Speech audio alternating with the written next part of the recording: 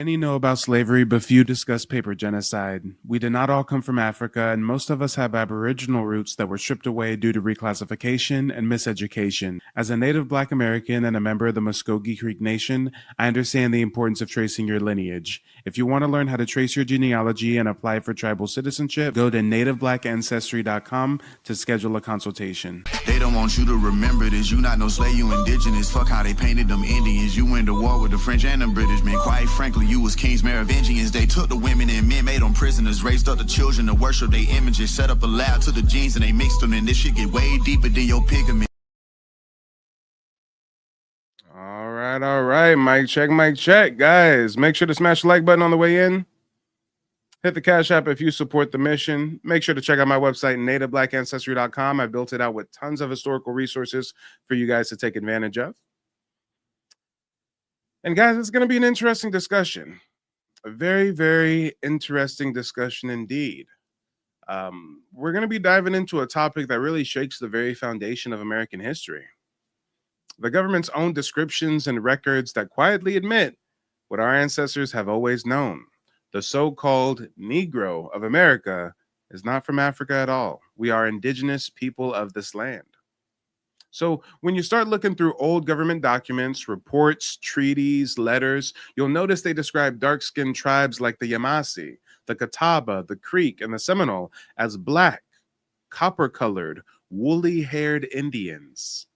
They didn't call them Africans. Matter of fact, the Spaniards, who were the first Europeans over here, they called them Negros de Terras, which literally translates to blacks of this land.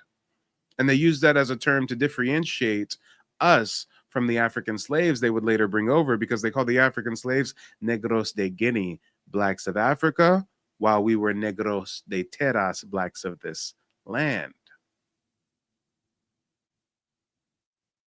Also, we were called Indians not because Christopher Columbus thought that he was in India or something. It comes from the Spanish word indios. That's what the Spaniards called us, indios, people in God. Now, over time, through the magic of reclassification and paper genocide, those same people who were renamed Negro, colored, and eventually African American, but their land, their names, and their history stayed right here. Now, what the textbooks will never tell you is that most of the so-called slave rebellions and the Indian wars, they're really the same. These are the same wars fought by the same people. They compartmentalize, mainstream academics, they compartmentalize history to make you think that a slave rebellion is something totally different from an Indian war. No. If you were an indigenous person labeled free and you resisted, well, they called it an Indian war. But if you were indigenous and enslaved in place and you fought back, well, now they call it a slave rebellion. Same people, same blood, different labels, depending on what made the colonizers look better. Think about that. The Yamasee War, the Stono Rebellion, the Seminole Wars, Nat Turner's Rebellion, Fort Mims, all the way to the Civil War itself. These weren't disconnected events. These were generations of the same Black indigenous families refusing to bow down. History has been chopped into categories to confuse you, but the truth is simple. Our ancestors never stopped fighting for their land, for their freedom, and their name. So tonight, we're going to peel back those layers, show you the government documents that describe these Black indigenous nations, and reveal how academic institutions compartmentalize our history to hide that the so-called Negro was and still is the real American Indian. Let's get into it. But guys, before we get into it, I also urge you to check out nativeblackancestry.com, because I've just built out my first ever course, Hidden Heritage. Make sure to check it out. It officially launches in a few weeks, but in the meantime, I'm offering a early bird discount. You get 50% off if you become a founding student of mine.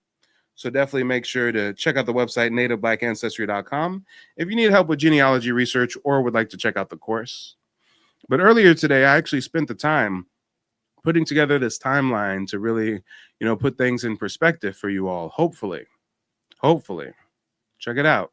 And give me some fists or feathers in the chat so I know that you guys can read this. If it's a little bit small, there is a way for me to make it bigger. So give me some feedback, guys. I want to make sure that you guys can follow along.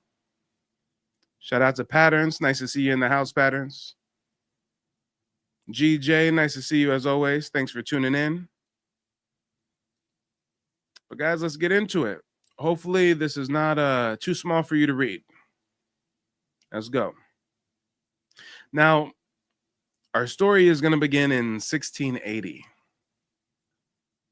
1680. What happens in 1680? Well, that's when Black indigenous people in the Carolinas have a revolt. This is actually the first recorded revolt on the continent. 1680. The Carolina Slave Revolt. Right? And these weren't foreigners on this land. These were people born of it, the descendants of its First Nations mixed with those who had been forced into bondage. They refused to bow to the colonial yoke. Their uprising rattled the infant colony and made clear that conquest here would never be easy. Meanwhile, across the southeast, the Wale, the Timucua, and the Apalachee nations fought off both Spanish and English invasion between 1686 and 1692. You've got the Apalachee rebellions and the Wale and Timucua resistance, right?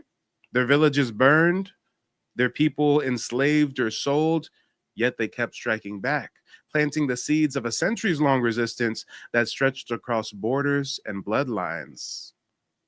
By 1687, groups of Native Black Americans escaped southward to St. Augustine, Florida, where Spain offered them sanctuary.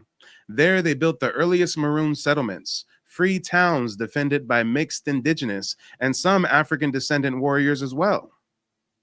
These settlements, protected by Spanish law and guarded by their own muskets, became the spiritual and physical foundation of what we now call the Seminole Nation, freedom born from unity and endurance. Now, when we get to the early 1700s, the dawn of the 18th century brought war and upheaval. You've got the Tuscarora War of 1711 to 1713. Tuscarora War, look it up. Native Black Americans allied with Tuscarora fighters to defend their homelands in the Carolinas. When the English prevailed, they enslaved and exported thousands of indigenous people to the Caribbean, a preview of what would soon sweep across the entire Southeast. That same decade, resistance flared in the heart of the North. In 1712, Native Black Americans in New York City launched a bold nighttime rebellion. They set fires near the docks and attacked colonists in the streets. Dozens were captured and executed, some tortured, others burned alive. In response, the colony enacted draconian new laws restricting movement, gatherings, and even drumming. But despite the terror, the will to resist spread. And then we get to the Yamasee War. But guys, before we get to the Yamasee War, I just want to give you guys a quick introduction into some of the work that I do through my website, nativeblackancestry.com.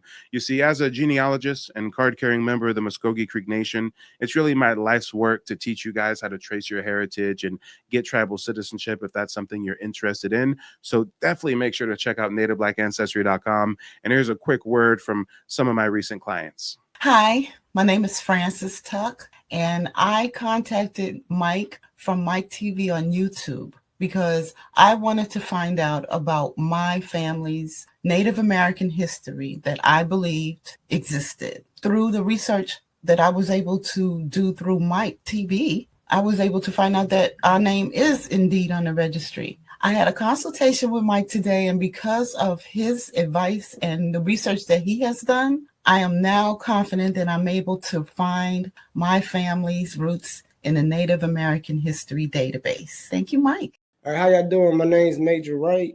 I just got done with my consultation with Mike. If you trying to trace your ancestry, Mike is a good first step to go through. He's going to break it down to you, all 3 steps to get you what you need.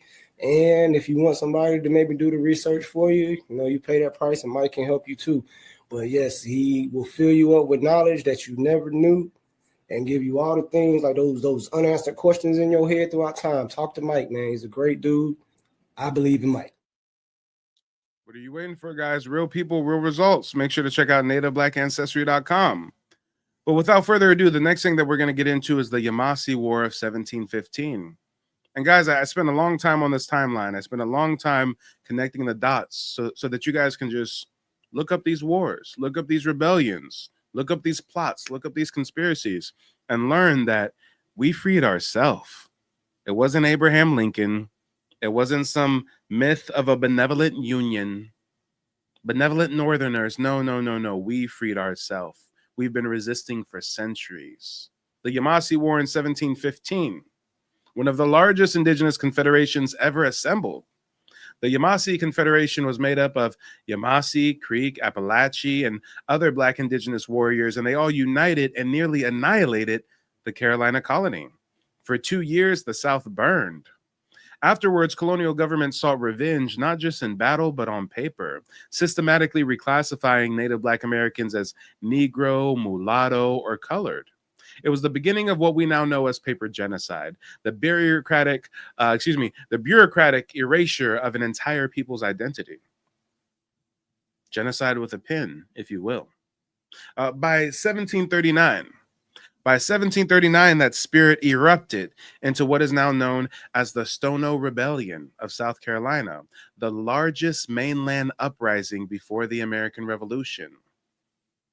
20 Native Black American men, trained and battle-tested, seized weapons, beat drums of war, and marched south towards freedom in Spanish Florida. As they advanced, they liberated others, torched plantations, and struck fear into the colony's heart. When they were finally cornered, colonial militias executed them with sadistic cruelty, decapitating the fallen and placing their heads on stakes along the road in Charleston. Yeah, you heard that right. When we talk about things like a purge, when you see them fetishize things like a purge in Hollywood medias, I mean, our ancestors lived through multiple purge-like events. Decapitated, put our heads on stakes along the road in Charleston. This brutality was meant as a warning, but it became a rallying cry. Stono wasn't an isolated revolt. It was the continuation of Yamasee resistance, carried on by their descendants. And 2 years later, 1741, fear gripped the North once more. You see, a series of fires broke out in New York City, and authorities blamed the vast Native Black American conspiracy that alleged aim to burn the city to the ground. What followed was one of the darkest moments in colonial justice. There were mass arrests, secret trials, forced confessions, and executions. Dozens were hanged. 13 were burned alive, and more than 70 were banished. And this was not justice. It was racial theater, a northern echo of the terror that already ruled the South. Now, when we get into the Revolutionary era, I mean, liberty for who, right? While the colonies shouted for liberty from Britain, Native Black Americans were still fighting for freedom on their own ancestral soil. You've got the Cherokee American Wars in 1776. 1776 to 1794, this reflected the last organized indigenous stand against American expansion east of the Mississippi. Even as white revolutionaries claimed to fight tyranny, they marched west to seize indigenous land and enslave indigenous people. By 1800, the revolutionary spirit had transformed into something new, organized, militant, and spiritual. And this is where we get to Gabriel Prosser, a skilled Black indigenous blacksmith from Virginia. He plotted to seize Richmond, hold the governor hostage, and negotiate freedom for his people. He gathered hundreds of conspirators, men and women enslaved and free, bound together by shared ancestry and conviction. A violent storm delayed their march. Betrayal sealed their fate. Gabriel and 26 followers were hanged, but their vision, a sovereign homeland for Native Black Americans, survived him. Now, when you get to the early 1800s, the century's first decades were drenched in rebellion. In 1811, you've got the German Coast Uprising. The German Coast Uprising in Louisiana saw hundreds of Native Black Americans march towards New Orleans, waving banners and chanting freedom songs that echoed Maroon ceremonies. And their goal was not escape, it was revolution. Though it was crushed, their defiance shook the Gulf South. And in 1813, the struggle erupted again, this time among the Creek Red Sticks. Now we're talking about my tribe. We actually had a civil war called the Red Stick War. Part of my tribe got intermarried with Scottish Highlanders that came over here to weasel their way into the elite of our tribe, and they want to get down with European expansionism and assimilate. And then you had the other Creek faction, that just didn't want to go along to get along. You know, they wanted to maintain our indigenous way of life. So we had something called the Red Stick War. 1813, this literally split families and nations. The Red Sticks were inspired by the pan-indigenous movement of Tecumseh, and it struck a decisive blow at Fort Mims in modern-day Alabama.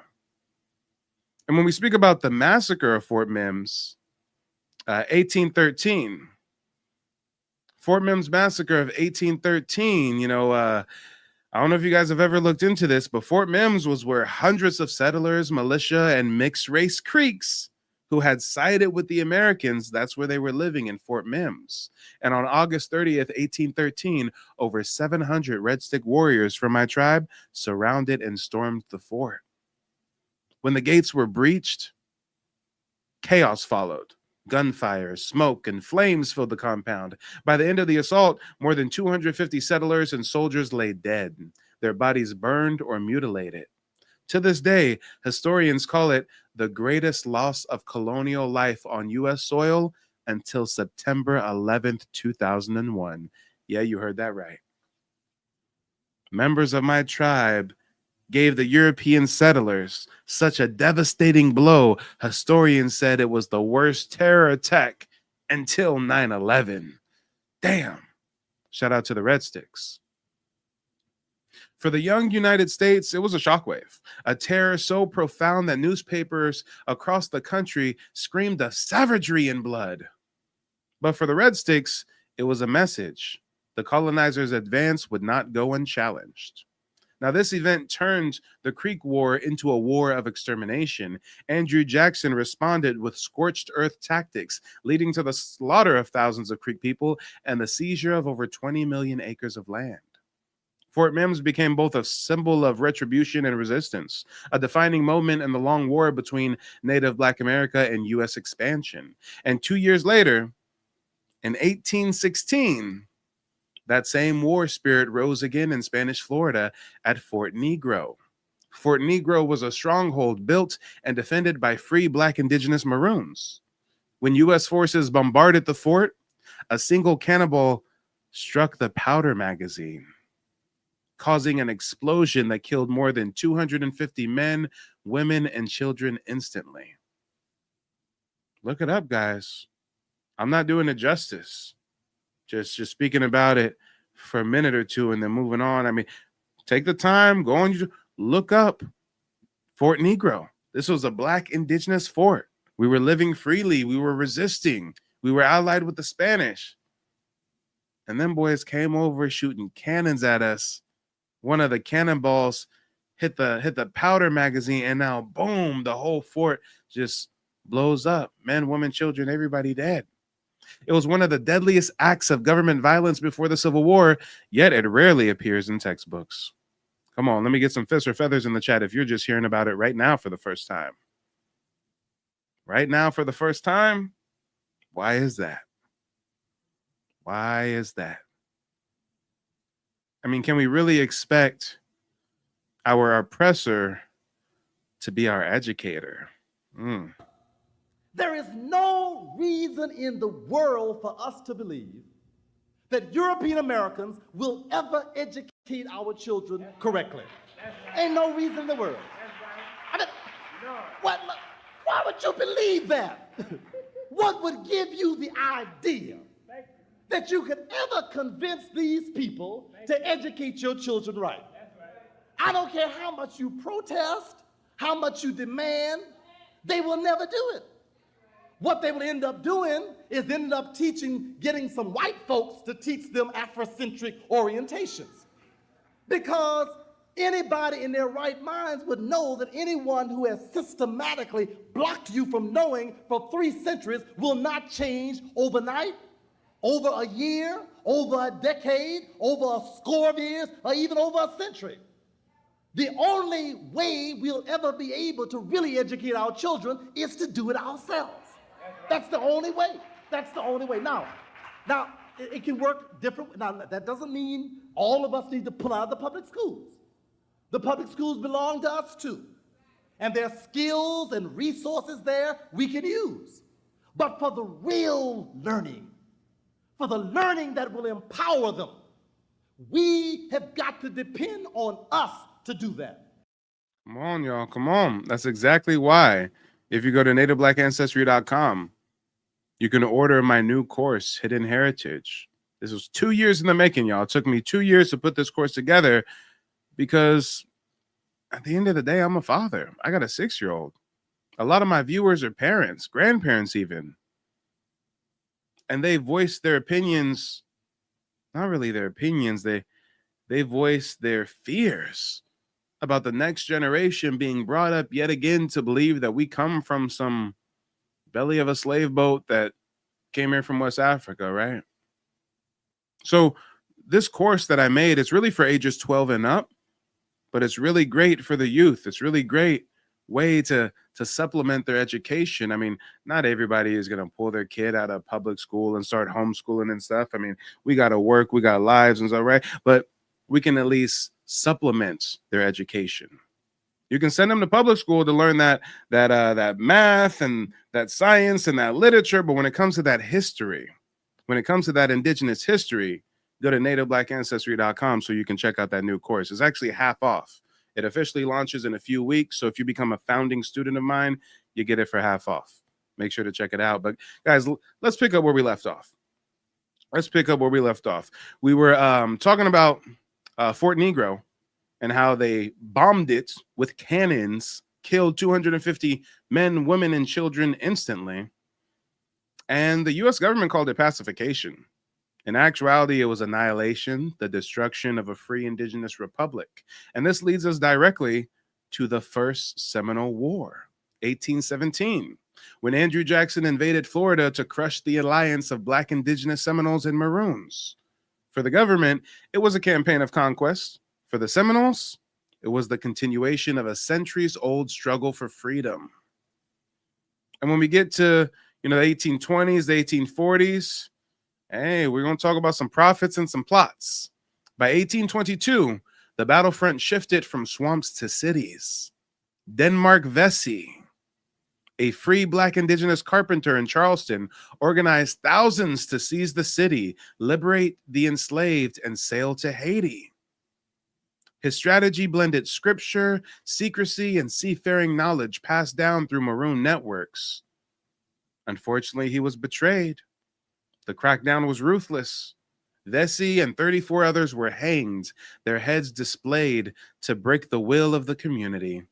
But Charleston's soil absorbed their blood, and their names became scripture in the oral history of resistance. And a decade later comes Nat Turner's Rebellion of 1831 in Virginia.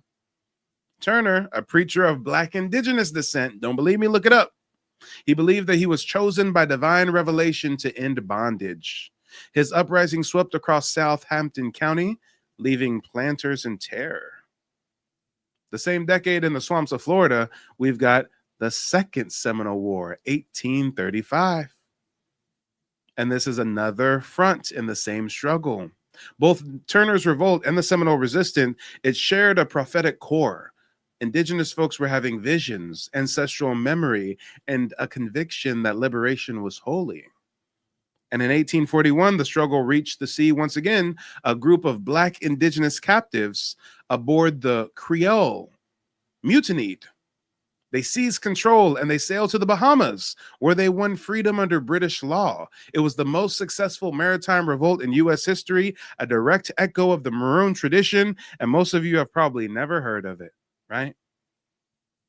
The Creole. The Creole was the name of a ship. These Black indigenous captives took over the ship, mutinied, and sailed to the Bahamas, got freedom and protection under British law. Come on. Let's talk about it. Now, you have to remember that we're going to get to the Civil War, but these are so many conflicts, so many slave rebellions, Indian wars, and you got to understand that they compartmentalize history and make you think that there's a difference between a slave rebellion and an Indian war. Here's the difference. If I'm an Indian and I'm not enslaved, I'm running around freely and I'm banging against the Europeans, well, they call that an Indian war. But if I'm captured, if I'm enslaved in place, taken as a prisoner of war, and I resist, well, now it's a slave rebellion. But guys, I'm hoping that I'm really putting this in perspective for you, because you got to know that the Civil War, nah. Abraham Lincoln, nah. We were freeing ourselves. We eventually freed ourselves. 1855, we get to the third Seminole War. Yes, 3 different Black indigenous armed resistance movements. The third Seminole War marked the U.S. government's final campaign to eliminate the last free indigenous Seminoles from Florida's Everglades. They fought in the mangroves, living ghosts of a people who had never surrendered. From Yamasee to Fort Mims, from Fort Negro to the Everglades, they embodied an unbroken lineage of resistance, one that had lasted over 150 years. And when we finally get to the Civil War, oh man, when we finally get to the Civil War, let me properly put this in perspective for you guys. They'll never teach it to you this way. The Civil War was the greatest slave rebellion. When war finally erupted in 1861, the world called it the American Civil War. But in truth, this is the largest Native Black American rebellion in recorded history, the culmination of every revolt that had come before. Nearly 200,000 Black indigenous men enlisted in the Union Army and the Navy. Plantations burned again, enslavers fled, and the South convulsed in the same fear that had haunted it since the Stono Rebellion.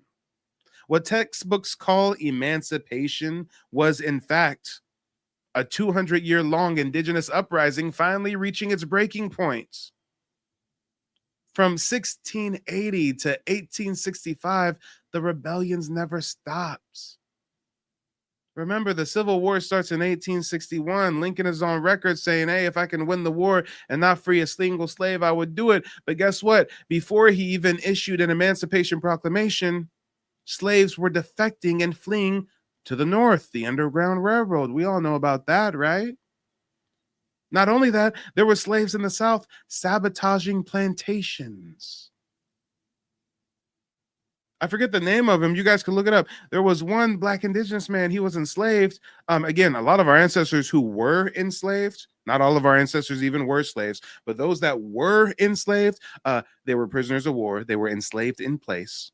They came from here, not from West Africa, but they weren't just like some cotton pickers. Like, they were engineers. They were mathematicians. They were architects. They were blacksmiths. They were tradesmen.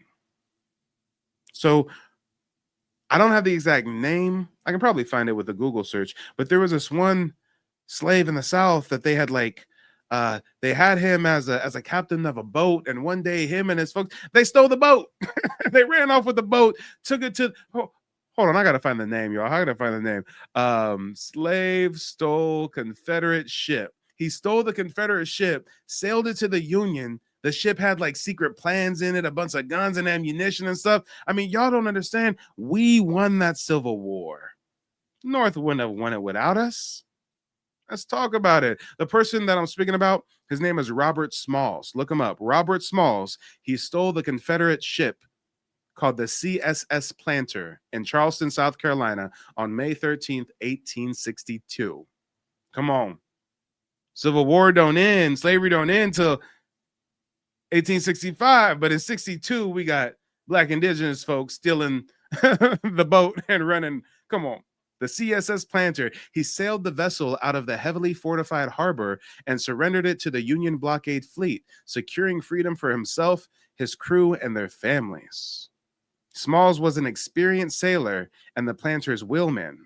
He devised the plan for freedom with his enslaved crewmates. Guys, there's dozens of stories like this. There's dozens. Our ancestors was double agents and shit. So some of them was on the plantation giving information to the Union soldiers. I mean, we self-emancipated. Let's talk about it. And you got to understand that every so-called slave revolt, every Indian war, every Maroon uprising, they all were chapters of the same epic story. The story of Native Black Americans, the Black indigenous people of this land fighting for sovereignty, for family, for freedom. When historians separate those wars, they distort the truth. This is one continuous conflict, an indigenous war for liberation disguised by colonial terminology. From the blood at Stono and the flames at Fort Mims to the swamps of Florida and the battlefields of the Civil War, this is not many stories, but one. This is the hidden war before the Civil War, a war fought not just with muskets, but with memory, a war that began the day that the first chain was fastened and ended only when Native Black America rose to break it. But you know what I want to do, guys? I want to open up the panel. I'm going to go ahead and drop the StreamYard link. If anybody wants to call in, now is the time to do so. While we wait to see if we have any live callers, I do have some content that I want to share with you. And this is going to be discussing the Seminole War, one of many. Now you know, when you hear about the Seminole War, when you hear about the Yamasee War, one of many wars. When you get with me and do your genealogy and you learn that your great-great-great-grandfather fought in the U.S. colored troops and stuff, know that he comes from this indigenous rebellious spirit. Hundreds of years we've been fighting, resisting. Fighting and resisting, fighting and resisting, fighting and resisting. And we're still occupied to this day, aren't we? And still we fight. And still we resist. 1776. 13 American colonies rebel against British rule, but Florida remains loyal to England. The river dividing Georgia and Florida becomes an international border. Hundreds of blacks enslaved on American plantations escape south, finding refuge and allies among the Seminole Indians in northern Florida. Enraged slave owners enlist the United States government to destroy the Black and Seminole alliance. But in 50 years of fighting, the bond between Black and Seminole is not broken.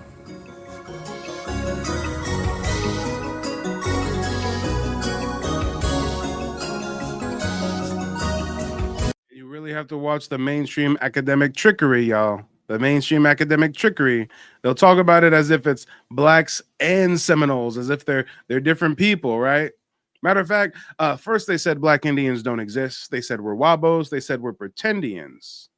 Then we came out with the archaeological evidence, the anthropological evidence. So many receipts, so many receipts. So then they changed their tune. They said, okay, Black Indians exist, but you know what? You guys like really came from Africa a bajillion years ago, once upon a time, right? So you got to watch out when you hear a lot of mainstream academics talking about, yeah, Black Indians, Black Indians, Black Indians, because more often than not, they still try to tie this to some, oh, you're really an African that like married a native and really you're mixed. No, there were Black indigenous people here since day one. From time immemorial. Let's talk about it. Come on. And you know, it's interesting because the title, the thumbnail, I mean, it says U.S. government admits American Negroes descend from American Indian tribes, right? Some of you guys might think that this is like clickbait. This is just me trying to get some views over here. Nah. Y'all call me the king of receipts, and I live up to the name. I got a book from Chief Sekou of the Yamasee Nation. Matter of fact, where's that book? Where is that book at? I got so many documents everywhere. I got so many books. I think I got it. Here we go. Yamasee Indians, Culture, Heritage, and Practices by Chief Sekou. You can get this book at YamaseeNation.com. YamaseeNation.com. But let's do a little bit of reading. You know, reading is oh so fundamental at the end of the day, ain't it? Butterfly in the sky, I can go twice as high. Take a look, it's in a book, a reading rainbow. I can go anywhere, friends to know and ways to grow, a reading rainbow. I can be anything. Take a look, it's in a book, a reading rainbow. A reading rainbow. A reading rainbow. A reading rainbow. A reading rainbow.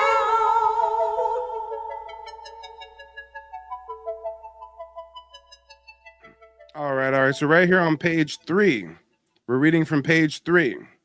It says, we Yamasee Native Americans were described as woolly-haired, dark Negro Indians whose hair was different, as described in congressional documents held in congressional archives even today. We were considered darker than the Creeks. Now, to say our hair was different means obviously we didn't look like the typical Hollywood depicted Indians that our grandmothers and grandfathers grew up watching on TV as young children. The Hollywood Indians that were portrayed in black and white films were played by white actors. Those images were deliberately shown for the sole purpose of having our great aunts and uncles and grandmothers mentally discard any identification with Indian ancestry via self-identity. Our aunts, uncles, and grandmothers were to conclude that since they did not resemble what a TV Indian looked like, they must have been either half-blood or weren't Indian at all, even though they might have known they had a full-blooded mother or grandmother identified as an Indian. Let's talk about it, guys. Matter of fact, on the front cover of this book, on the front cover is one of those congressional quotes. And this, again, goes back to how they try to Africanize Black Indigenous Americans. This is one of the quotes from Congress. This is an excerpt from Congressional Serial Set by United States Government Printing Office, 57th Congress First Session, House of Representatives, document number 179, Report of the Industrial Commission on Agriculture and Agricultural Labor, Washington Government Printing Office, year 1901, page 824. That's how you cite a source. You guys can pause this, rewind it, look up this document, look it up. This is from Congress. Quote, that the Yamasee Indians were Negroes, what were known afterwards as the fiercest of the Indian tribes of the South. The well-known Yamasee Indians were Africans.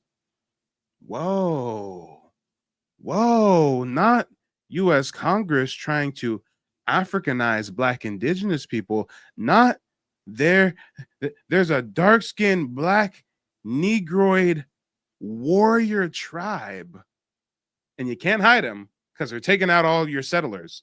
They're banging against you guys. You can't hide them. So they say, okay, well, they're Africans. What? Huh? So you telling me U.S. Congress is pulling such an okie doke, they want us to believe that Africans migrated here before them. And the reason why you've never heard that promoted in school or anything was because that's something they kind of specifically promoted here in this congressional document, because they were trying to explain away this Black indigenous tribe. Okay, so these Black Indians are here.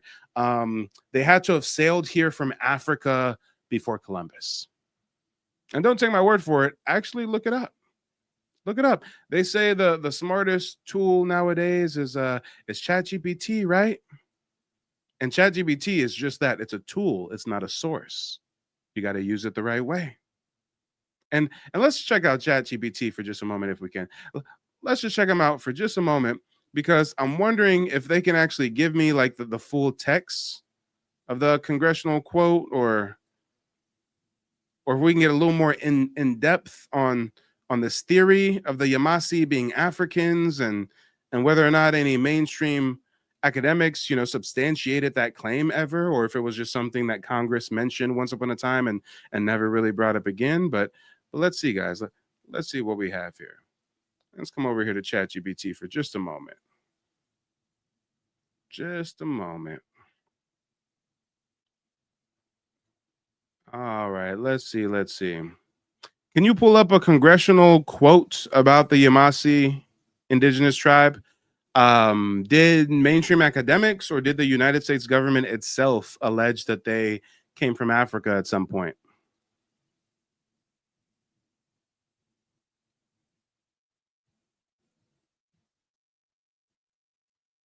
All right, it's searching the congressional quotes of the Yamasee tribe.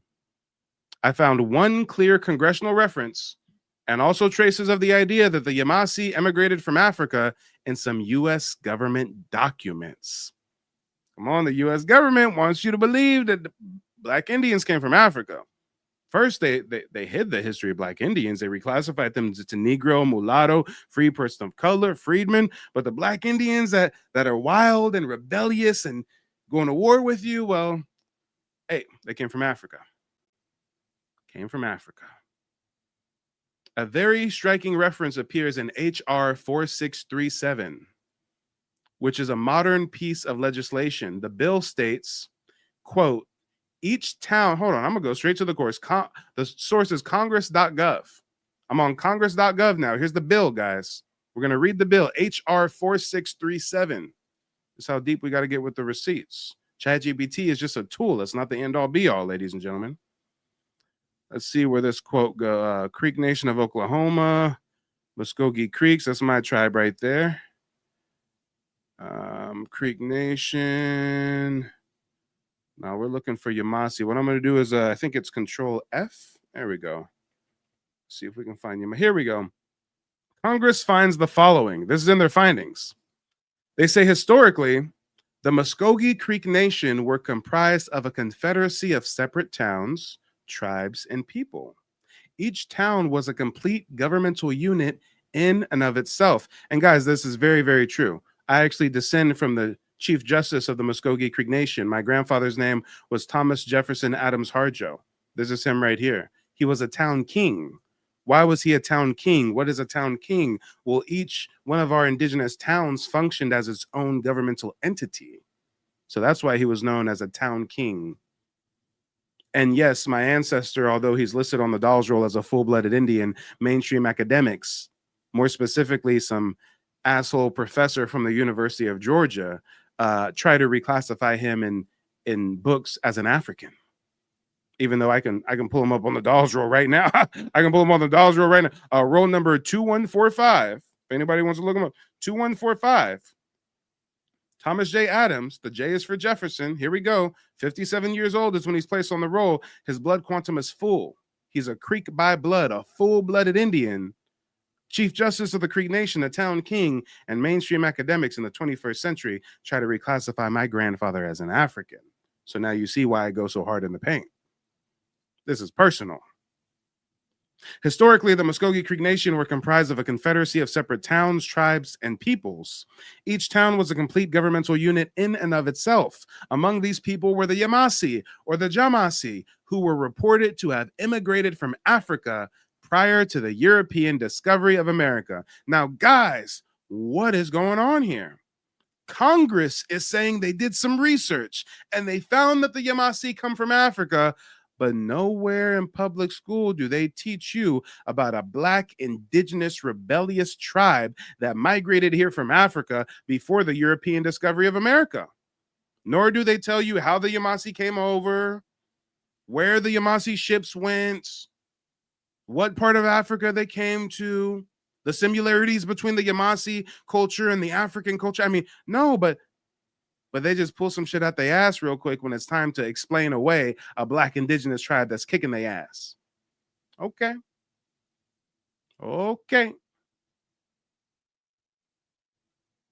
Hey, if this is true, where's the sources? Where's the sources? As colonists and eventually non-indigenous Americans began to inhabit this area, these new residents sought to civilize the Creek Indian.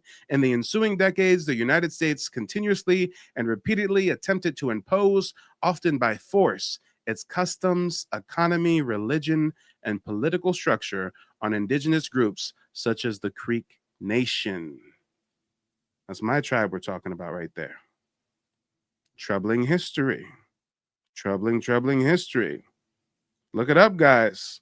Look it up. I'm sure you guys have heard, Black folk out there, I'm sure when it comes to getting in touch with your indigenous roots, you've heard people say, what do you mean your ancestor was an Indian? What? There was like a slave of some Indians. But notice how they never tell you like what tribe allegedly had all these black folks as slaves. And then even if they name a tribe, like, are you saying every single tribal member had a black slave, or like certain tribal members had slaves? Or they don't know. They haven't done the research. I have. I live this.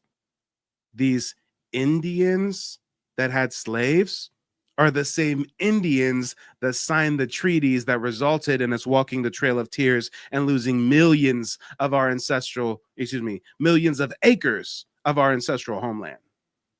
The same Indians that had slaves are the same Indians that signed the treaties, and every single one of them was a half-breed with a Scottish father and an Indian mother.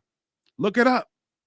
Look up the Cherokee, the Choctaw, the Chickasaw, the Creek, the Seminole.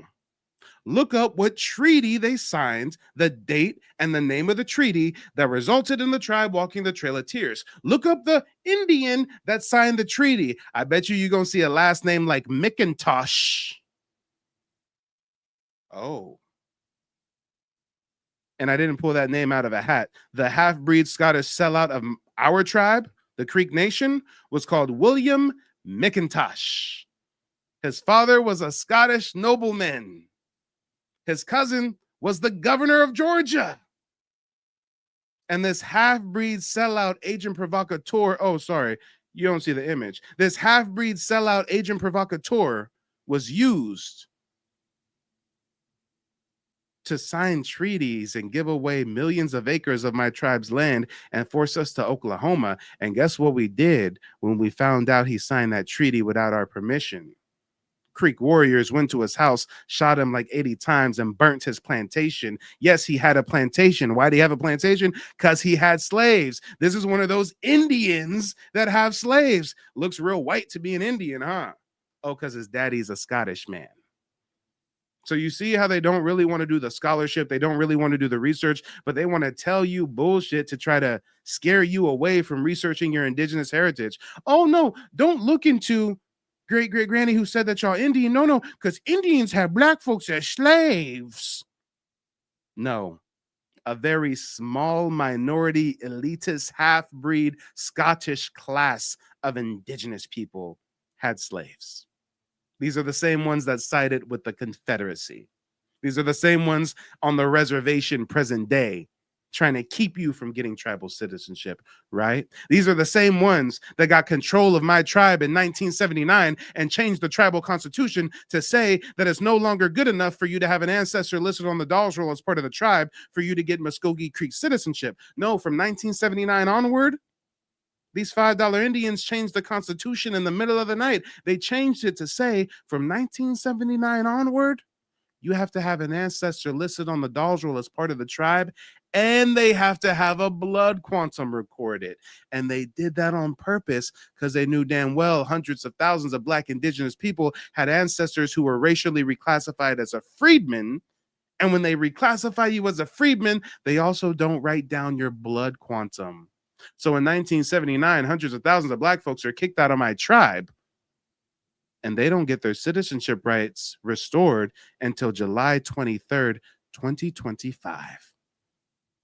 Kicked out in 1979, don't get their citizenship rights back until July 23rd, 2025.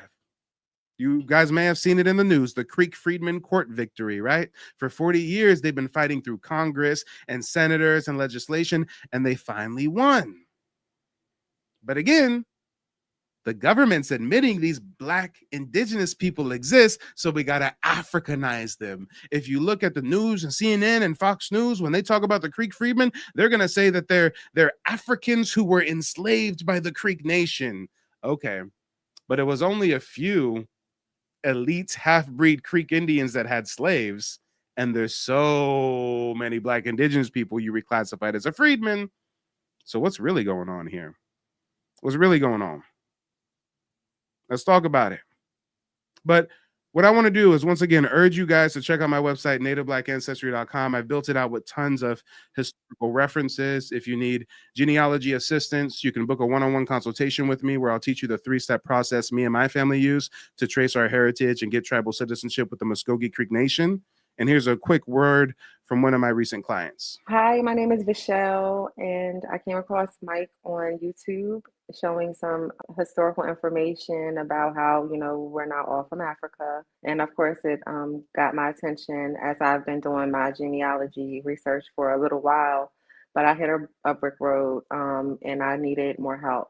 So the consultation that I had with Mike, it was great, very informative, showed me a lot of history that I was unaware of, and it's made me more aware of what I don't know. So with finding him, I'm pretty sure that it's going to open up a new door, information about who I really am, who my lineage is, and I'm excited to get started. I'm so happy to have found him, and I recommend him to anyone who may have hit a brick road, who is interested in, going a little bit further than they may have been able to get, or just to find out the truth about your ancestry. Contact him.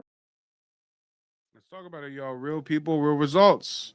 And also, again, I just built out that hidden heritage course. If you go to nativeblackancestry.com and get the course before it officially launches, you get 50% off. So check that out. If you're not familiar with my content, you're watching me for the first time and you're like, damn, who is this guy? He's teaching me a whole bunch I ain't never heard about none of. Wait a minute. Then imagine what you can learn from a formal, structured course that I spent over 2 years putting together. But guys, we do have a caller backstage, OTK. OTK, go ahead and unmute yourself. Let the people know where you're calling in from and what's on your mind. OTK going once. OTK going twice. All right, OTK couldn't find the unmute button. It's all good, y'all. It's all good. All right, let's finish out some more of this video that we were watching about the Seminole. And then we're going to transition into the next live stream. Again, this is a marathon. It's not a sprint. I thank you all for tuning in this evening. And let's keep the information going.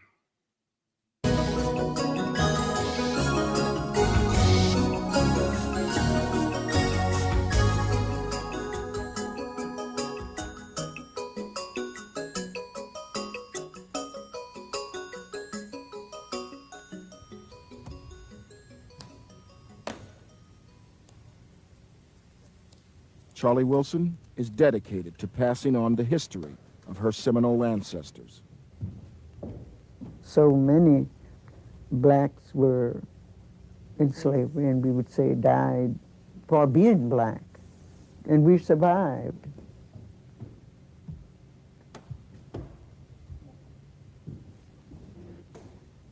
The heritage of these black Seminoles is unique.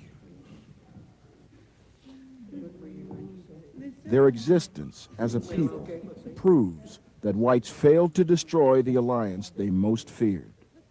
They knew if there was ever a joint effort that they wouldn't be able to control. They couldn't control either race, the black or the Indians. The Indians were skilled, but then you had your blacks, some of them were domesticated by the whites. They knew their ways, they knew their weaknesses. So together, what do you get? A formidable foe, because they're stronger together.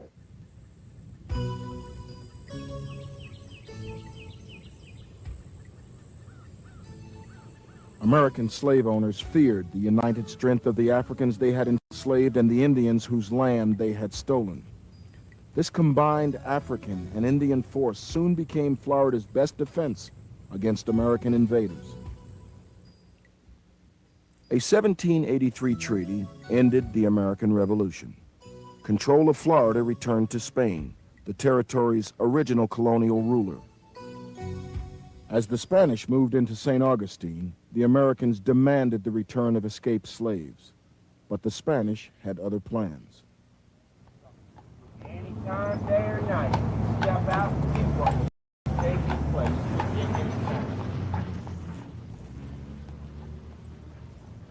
Historian Jane Landers discovered records documenting that the Spanish encouraged a military alliance between blacks and Indians. Sometimes you will see on the list detachments of the Free Black Militias specifically posted out at Indian villages. the Black and Indian militias were the military force on the frontier. So the Spanish would be negotiating at diplomatic levels with the United States, but they would send out the Indians and the blacks to do the fighting. Come on, y'all, peep the hijack, peep the psyops, the blacks and the Indians and the blacks. I mean, guys, this is a tale as old as time. Look it up. Whenever you got a prominent Black Indian, a prominent, free person of color even, they always, if they have to admit that they're indigenous, they always throw some African American and indigenous. Mildred Jeter, Loving versus Virginia. They try to tell us that was a African American and indigenous woman. No, she's full-blooded Virginia Indian. Crispus Attucks, first martyr of the Boston Massacre. They try to tell us he's African American and Indian. No, he was just a Nantucket Indian. No. And the free blacks in St. Augustine were very connected many times to the blacks that were living in the Seminole villages. What we now call the Seminoles were living in their own villages, for instance, very large settlements near what is now Gainesville, Florida, in the Alachua Savannah area.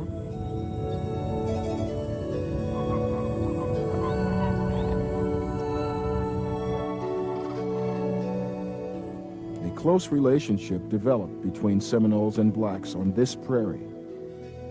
Some white observers mistakenly assumed the blacks were slaves to the Seminoles. Wait a minute. What do you mean some white observers mistakenly assumed the blacks were slaves of the... Oh. So when you hear people modern day talking about, oh, Black Indians, they were just slaves of the Indians. That's where they get some of that dumb shit from. So guys, it goes like this. I'm walking back in the day with a group of people, and some of the people walking with me are darker skinned than me. So the white dude, the white settler, right? The colonizer, he's maybe like half a mile away and he sees us and stuff and he says, damn, well, that one dude is lighter skinned than the darker skinned ones. So the dark skinned ones must be the slaves of the lighter one. Yeah. What? Some white observers mistakenly assume the blacks are slaves of the Seminoles. Okay. That's a hell of an assumption to make, ain't it? A close relationship developed between Seminoles and blacks on this prairie. Some white observers mistakenly assumed the blacks were slaves to the Seminoles. It really was not a slave-master relationship. It was more a free existence. They intermarried. The children were accepted in the tribes quite easily, and they had a common interest in wanting to hold that land where they were living freely. They had acquired big herds of cattle themselves. They had nice fields and homes.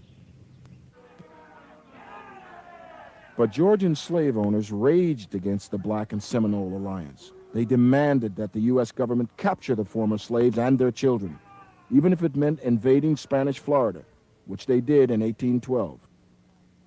Blacks and Indians fought so fiercely and with such determination that they routed the Georgians who were invading Florida. They even fought and defeated a U.S. Marine contingent that was assisting those Georgians. Come on, our ancestors was putting in work, y'all, putting in work. But don't go anywhere. As soon as this broadcast ends, there's going to be a countdown on the screen, and it's going to automatically push you into the next live stream. This is a marathon. It's not a sprint. I'll see you guys in just a moment. They don't want you to remember this. You not no slave, you indigenous. Fuck how they painted them Indians. You went to war with the French and the British, man. Quite frankly, you was kings, Merovingians. They took the women and men, made them prisoners, raised up the children to worship their images, set up a lab to the genes and they mixed them. And this shit get way deeper than your pigment.